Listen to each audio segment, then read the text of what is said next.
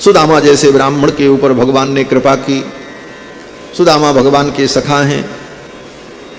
सुदामा जी तो बड़े त्यागी तपस्वी, कभी सुदामा जी किसी से कोई याचना नहीं करते थे, अपने ब्राह्मण धर्म का पालन करते थे, बिना मांगे बिना याचना किए जो मिल जाए उसी में गुजारा करते थे।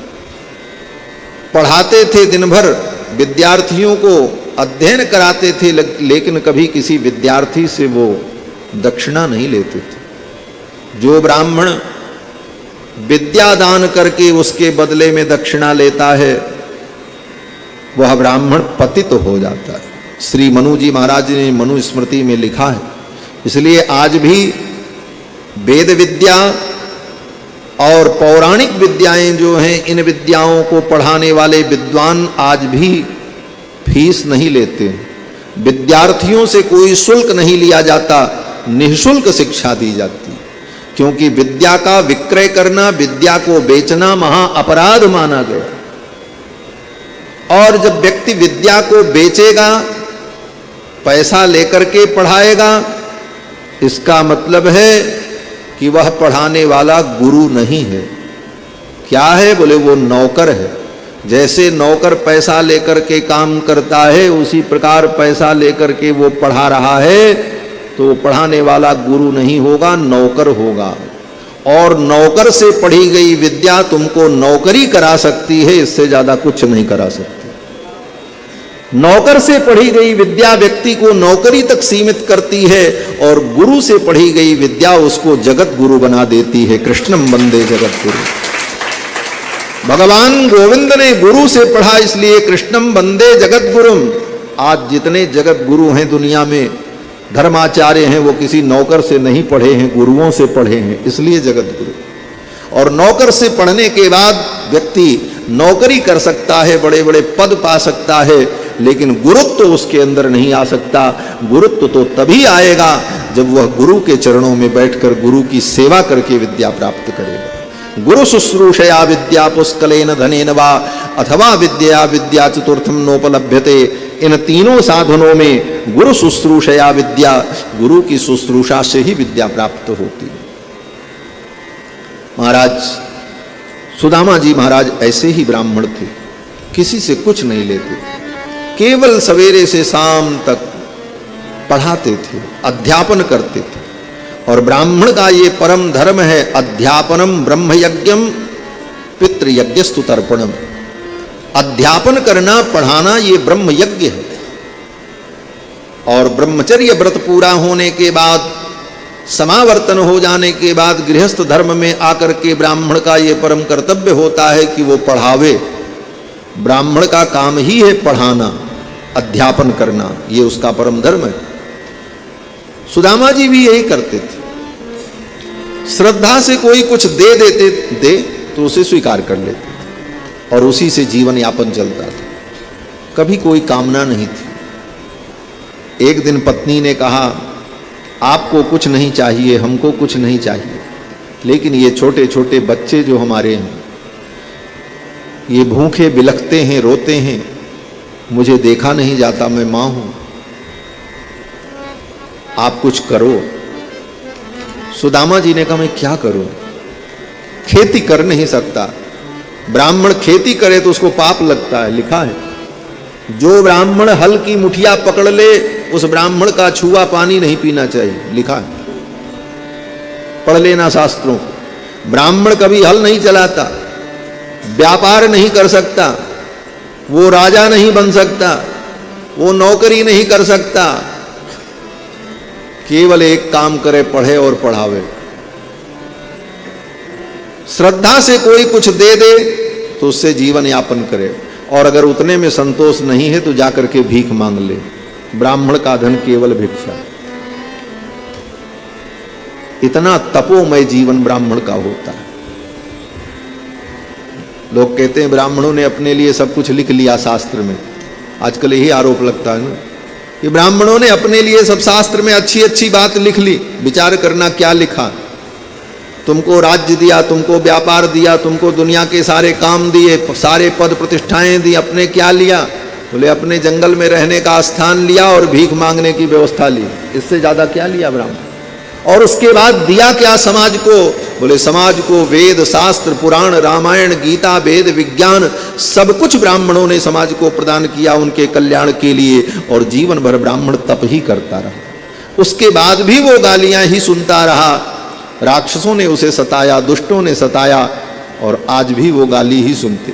लेकिन इसके बाद भी उदार हृदय ब्राह्मणों ने सदा से समाज का कल्याण किया और करते रहेंगे। यही सनातन धर्म है। इसीलिए ऐसे निर्बल तपस्वी त्याग संपन्न ब्राह्मणों के ऊपर कृपा करने के लिए ही भगवान का अवतार होता है। विप्रधेनु सुरसंत हितलीन मनुज अवतार। ऐसे सुदामा जी महाराज, सुदामा जी कोई ऐसे वैसे दरिद्र नहीं थे, विद्या के धनी थे, तपस्या के धनी थे, ज्ञान के धनी थे। उनके पास धन की कमी नहीं थी, लेकिन ये भौतिक धन कंकड़ पत्थर उनके पास नहीं था। और उनके पास तो सबसे बड़ा धन था। कौन धन?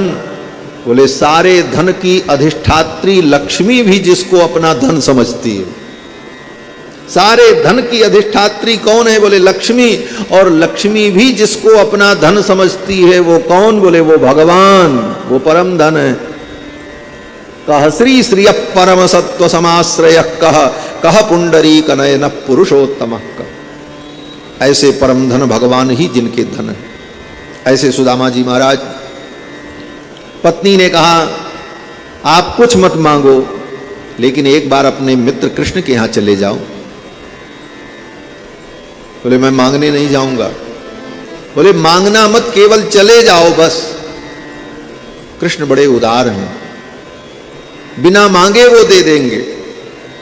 बार बार पत्नी ने कहा तो सुदामा जी जाने को तैयार हुए। और चलते समय सुदामा जी ने कहा देवी मैं जा तो रहा हूं, लेकिन मैं मांगने नहीं जा रहा हूं। मेरे जाने का उद्देश्य है कृष्ण का दर्शन हो जाएगा।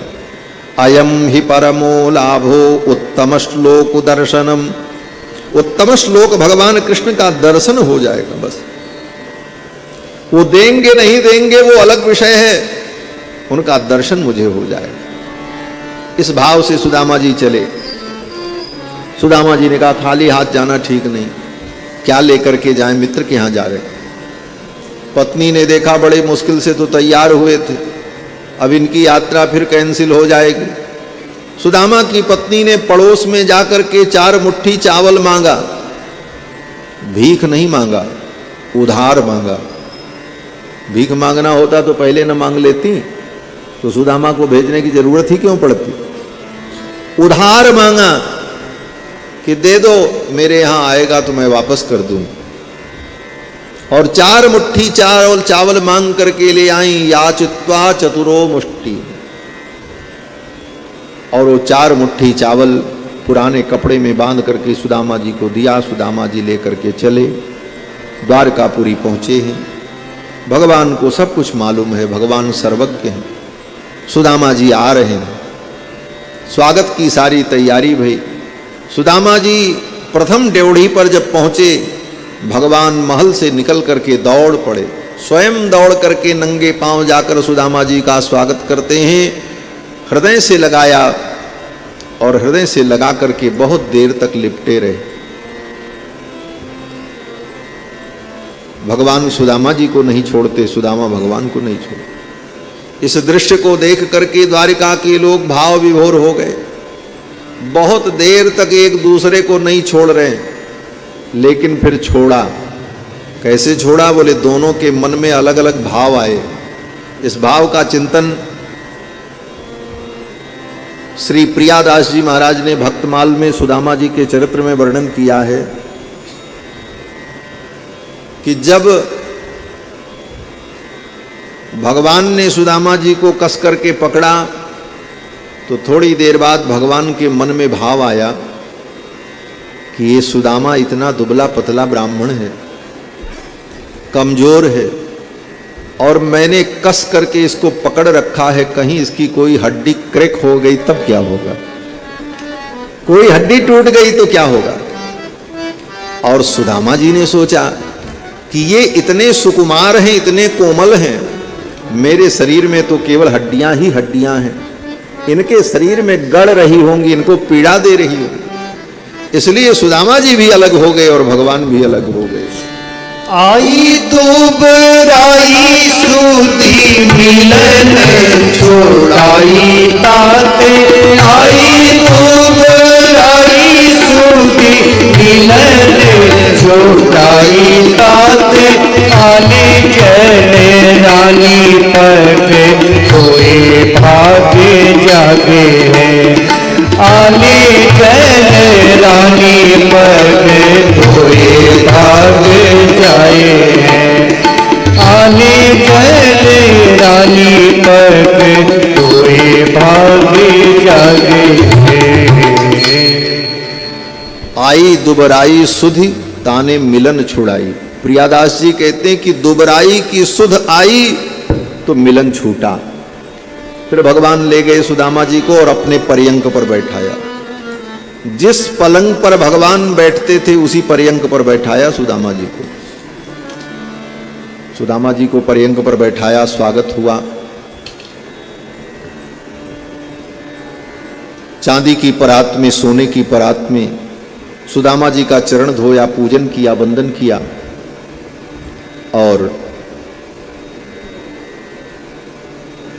इस दृश्य को देखकर बस थोड़ी सी बात कह करके कथा को विराम देंगे, क्योंकि समय अधिक हो रहा है। आज अंतिम सत्र है, कथा तो बहुत है। बस सुदामा जी के चरित्र को पूर्ण करके आज के सत्र का विराम करेंगे। बंधुओं, श्री सुदामा जी महाराज को जब अपने पलंग पर भगवान ने बैठाया और उनकी सेवा करने लगे, उनका सम्मान करने लगे, तो इस दृश्य को देख करके रुक्मिणी जी को अच्छा नहीं लगा।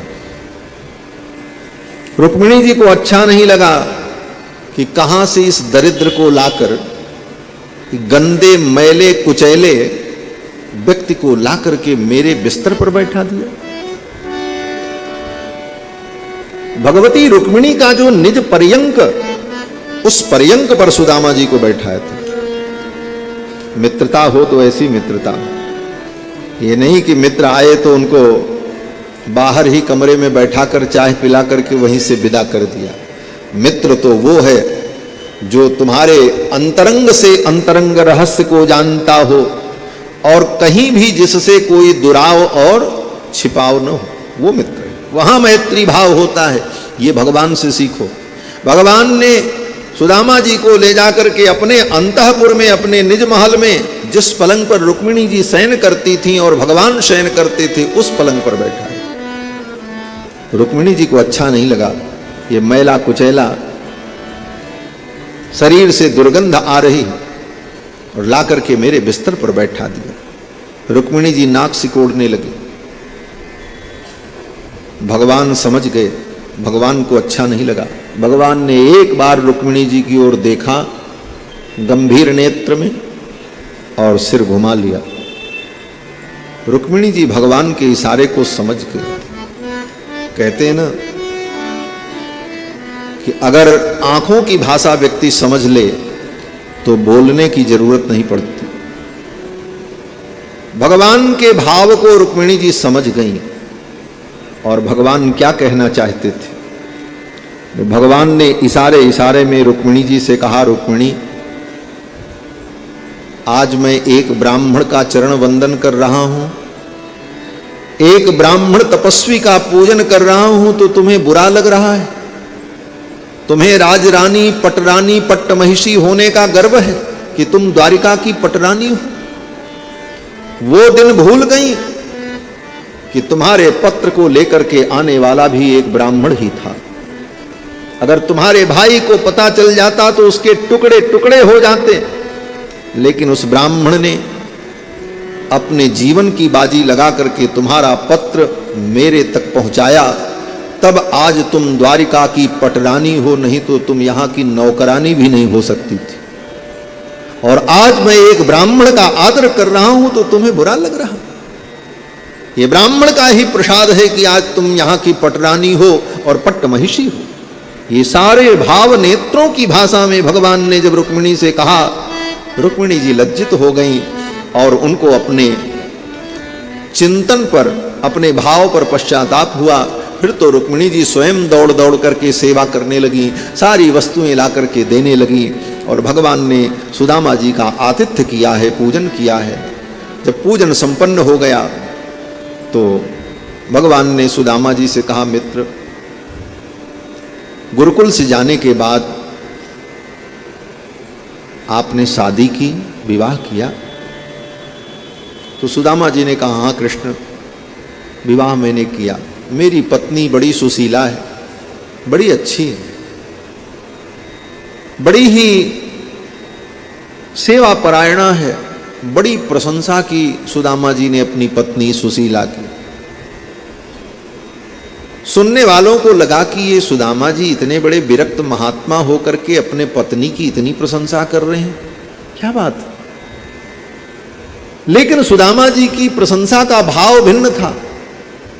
सुदामा जी बार बार इसलिए कह रहे थे, हे कृष्ण, मेरी पत्नी बहुत अच्छी है, इसलिए अच्छी है कि मैं तो जीवन में कभी आपके चरणों तक ना आ पाता, लेकिन मेरी पत्नी ने ही बार बार प्रेरित करके मुझे यहां तक भेज दिया, इसलिए अच्छी है। उस पत्नी की प्रेरणा से ही मैं गोविंद तुम्हारे चरणों तक आया, नहीं तो मैं संकोची जीवन में कभी तुम्हारे चरणों तक न पहुंच पाता। धन्य है मेरी पत्नी जिसने आपके चरणों में मुझे भेज दिया। अब तो भगवान ने सोचा कि अब कुछ बात बदले, बात ज्यादा गंभीर होने लग जाए तो उसको सहज बनाना चाहिए वातावरण। भगवान ने कहा, तब तो मेरी भाभी ने मेरे लिए कुछ जरूर भेजा होगा, कुछ न कुछ उपहार मेरे लिए भेजा होगा। तब तक सुदामा जी वो गठरी अपनी कांख में ऐसे ऐसे छिपाने लगे। कहाँ ये द्वारिकाधीश और कहाँ ये 4 मुट्ठी चावल। चूरा छिपाए काख पूछे कहा ल्यायो मोको।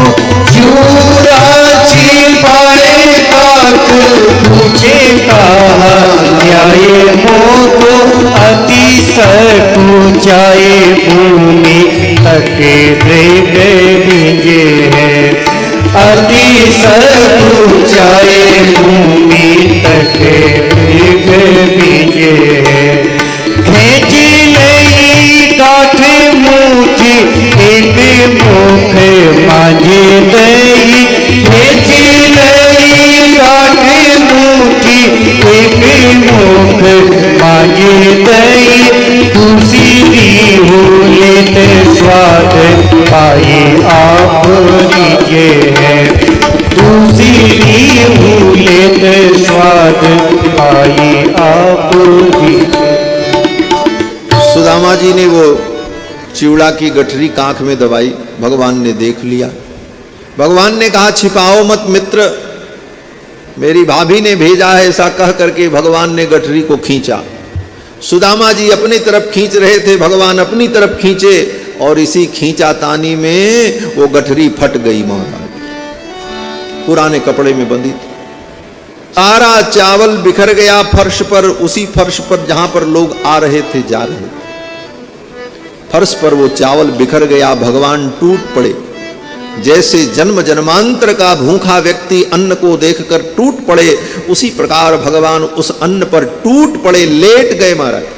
और दोनों हाथों से ऐसे ऐसे बटोर बटोर करके उसकी कूरी लगाई और कूरी लगा करके जमीन से ही उठाकर एक मुट्ठी चावल लेकर के भगवान कर्र कर्र चबा चबा करके खाने लगे। इति मुष्टिम सकृत जग्भा द्वितीयाम जग्धुमादधे। वेदव्यास जी कहते हैं, एक मुट्ठी भगवान ने खाई, दूसरी मुट्ठी खाने चले, तावत श्री जगृहे हस्तम। तब तक रुक्मिणी ने, श्री जी ने भगवान का हाथ पकड़ लिया। बोले बस। क्यों हाथ पकड़ लिया? लोग कहते हैं रुक्मिणी जी ने इसलिए हाथ पकड़ लिया कि भगवान ने एक मुट्ठी खा करके एक लोक दे दिया, दूसरी मुट्ठी खाएंगे दूसरा लोक सुदामा को दे देंगे, तीसरी मुट्ठी खाएंगे तीनों लोक दे देंगे, जब सब सुदामा को ही दे देंगे तो क्या बचेगा। इसलिए रुक्मिणी जी ने हाथ पकड़ लिया। ऐसा लोग कहते हैं, लेकिन ऐसा है नहीं। लक्ष्मी जी इतनी अनुदार नहीं है। अगर भगवान उदार हैं तो भगवान से भी ज्यादा उदार लक्ष्मी जी। हमारे आचार्य तो लक्ष्मी जी की उदारता का जब वर्णन करते हैं तो कहते हैं, कस्मै चिदंजलि भरम बहते वितीर्य अस्मै न किंचिदुचितम कृतमित्यथांब तुम लज्जसे कथय कोयमुदार भाव।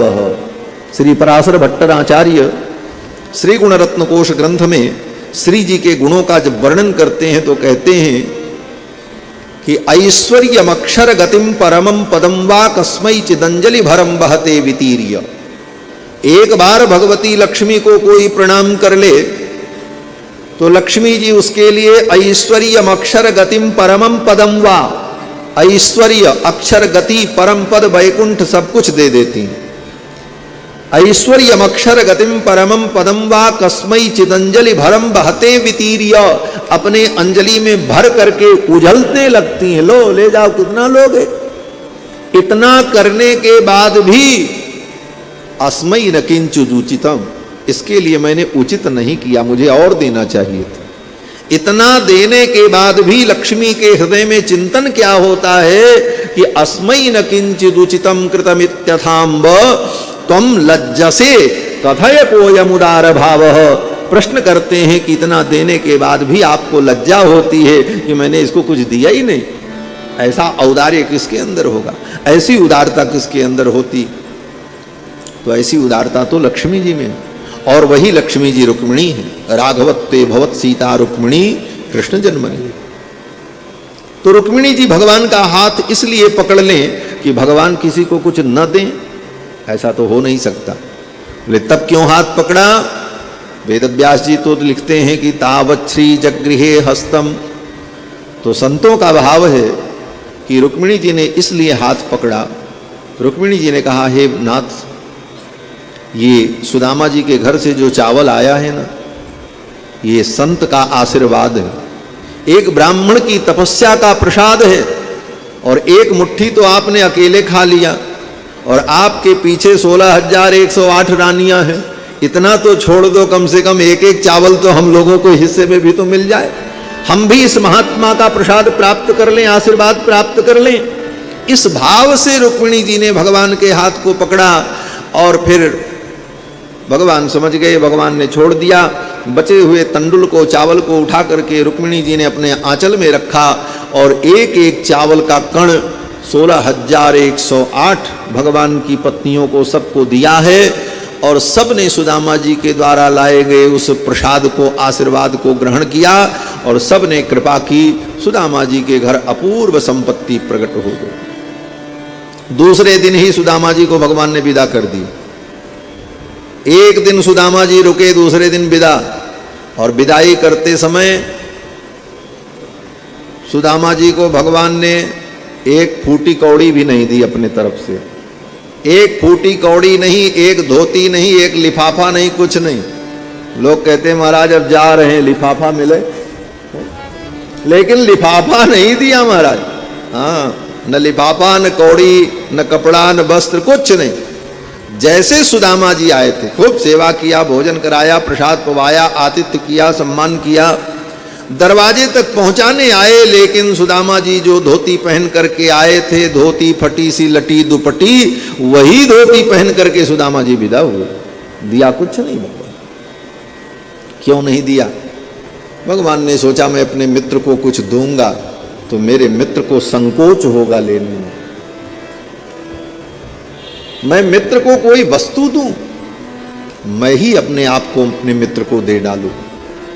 भगवान ने कोई वस्तु नहीं दी, अपितु अपने आप को ही सुदामा को दे दिया है। इससे बड़ी संपत्ति और क्या हो सकती।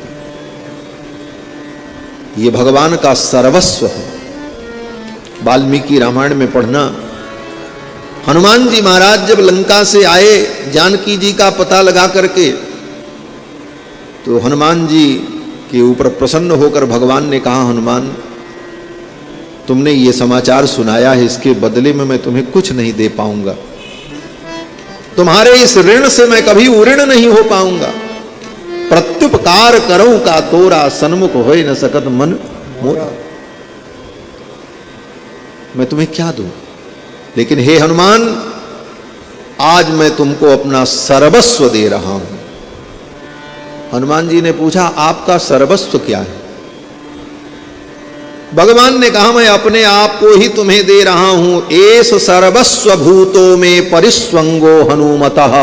ऐसा कहते हुए भगवान ने हनुमान जी को उठा करके हृदय से लगा लिया। ये परिस्वंग, परिस्वंग का मतलब उठ करके दोनों हाथों से हृदय से लगा लेना, इसको परिस्वंग कहते हैं। और इस परिस्वंग का भाव यही होता है कि मैं तुम्हें कोई वस्तु नहीं दे रहा हूं, अपितु अपने आप को ही मैं तुमको दे रहा हूं। एस सर्वस्व भूतों में परिस्वंगो हनुमतः। और ये परिस्वंग भगवान ने केवल गिने चुने लोगों को दिया है। हनुमान जी को दिया और लक्ष्मण जी को दिया। लक्ष्मण जी को कहां पर? बोले गोदावरी के तट पर। गोदावरी के तट पर पंचवटी में जब लक्ष्मण जी ने सुंदर कुटिया बनाई तो उस कुटिया को देखकर भगवान इतने प्रसन्न हुए और कहा, लक्ष्मण तुम्हारी सेवा से मैं संतुष्ट हूं, मैं तुम्हें क्या दूं, मैं अपने आप को ही तुमको दे रहा हूं। ऐसा कह करके लक्ष्मण को हृदय से लगा लिया। तो किसी के गले मिलने का मतलब यही होना चाहिए। आजकल तो लोग गले मिलते हैं और पीछे से गला काट लेते हैं। गले मिलते हैं और गला काट लेते हैं, लेकिन गले मिलो मत, और मिलो तो सच्चे मन से मिलो। किसी के गले मिलने का मतलब होता है कि आज से तुमने अपने आप को उसे दे डाला, ये भाव होना चाहिए। ये राम जी के चरित्र से उपदेश है। एस सर्वस्व भूतों में परिस्वंगो हनुमतः। तो भगवान ने, गोविंद कृष्ण ने सुदामा को परिस्वंग दिया है। सुदामा जी को हृदय से लगा करके अपने आप को ही दे डाला। अब और देने की जरूरत क्या थी? और सुदामा जी जैसे थे वैसे ही चल पड़े। और एक बार सुदामा जी के मन में भी ये भाव नहीं आया कि कृष्ण ने मुझे कुछ दिया नहीं दिया, उधर ध्यान ही नहीं गया। सुदामा जी तो केवल यही सोचते रहे, मेरे कृष्ण कितने अच्छे, कितना आदर किया, मेरा कितना सम्मान किया, कितनी सहजता उनके अंदर थी, उनके नेत्रों में कितनी करुणा थी। इतना ऐश्वर्य होने के बाद उनके अंदर कोई अभिमान नहीं था। इस प्रकार भगवान के केवल गुणों का ही चिंतन करते हुए सुदामा जी अपने घर जा रहे थे। ये नहीं सोचा सुदामा जी ने कि हमको क्या दिया क्या नहीं दिया, ये सोचना ही। और जब सुदामा जी अपने घर पहुंचे तो देखते हैं महाराज उनकी कुटिया गायब, वो फूस की झोपड़ी थी वो भी गायब।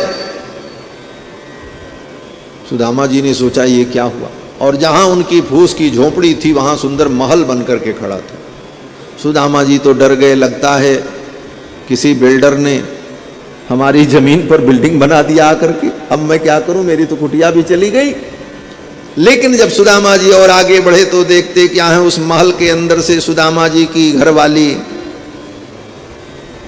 आ रही थी। और वो घरवाली सुशीला जैसे थी वैसे ही थी महाराज। सुशीला ने अपना श्रृंगार नहीं किया, सारी वस्तुएं थी महल में, साज सज्जा, आभरण आभूषण वस्त्रादि, लेकिन सुदामा की पत्नी जैसे थी उसी रूप में आज भी थी। निकल करके महल से जब बाहर आई तो अपनी पत्नी को देखा सुदामा जी ने, अरे ये तो मेरी सुशीला है। दौड़े दौड़े गए और जाकर के पूछा, अरे सुशीला, अरे देवी, ये सब क्या है? तो सुदामा जी की पत्नी ने कहा, ये सब गोविंद की कृपा है।